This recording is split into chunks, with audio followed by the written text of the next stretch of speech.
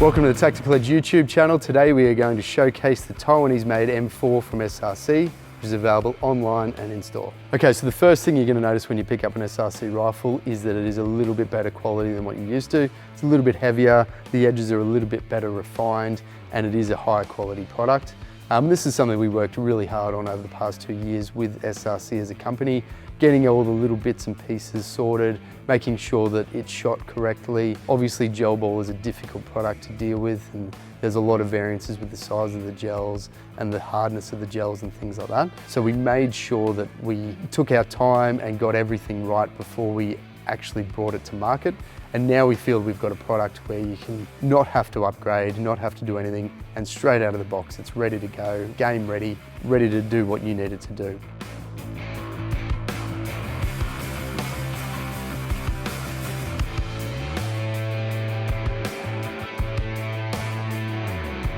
It's doing very well in relation to not only sales but performance and also returns. So we don't get many returns on these rifles. They are very, very sturdy, and we actually use them as hire blasters in our indoor field next to our main store in Yatala. They have lasted longer than any other blaster that we've put in there so far. The comparison with this rifle in particular, the closest comparison we could find would probably be Simmer, and that, in our opinion, doesn't last as long as the SRC box as well. So it's one of those things where you pay around about the same price, but you get a lot more quality. In terms of tech specs, the SRC rifles are very simple, but built very well.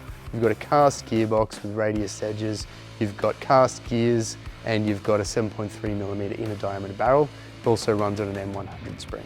In terms of build quality, the SRC rifle ticks a lot of boxes. Probably one of the best built quality rifles on the market.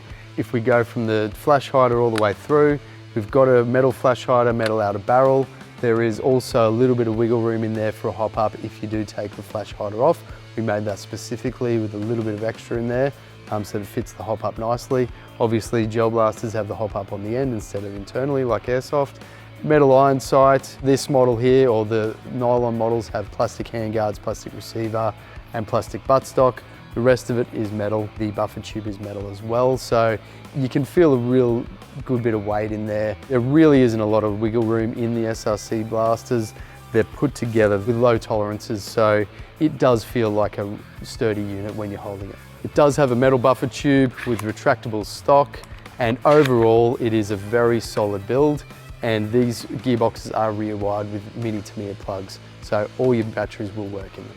In terms of variants, we got a lot of different models. We made sure that when we ordered that we had something for everybody so that everybody could enjoy SRC blasters.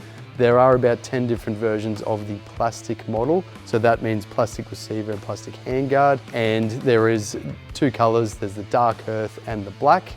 Now in the metal version, we've got the black version, and there's only 2 different types. There's an LVOA and a standard M4 RIS. In terms of price, the plastic versions are going for around about $330 to $350. The metal versions are going from $550 to $600, and we will have some more variants coming in both metal and plastic later on in the year. Obviously, you guys want to see how it performs, so what we'll do is we'll run it through the chrono so you can see the FPS, and we'll also shoot it down range so you can see how it performs that way.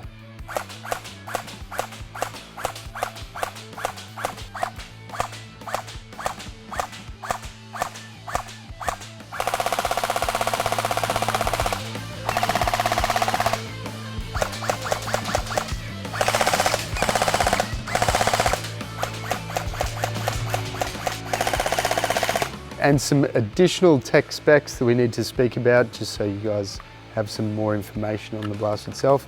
If you wanted to replace the battery, just take this back off the buttstock like that, and there's plenty of room for batteries. You can put a nunchuck in there, whatever you want to do.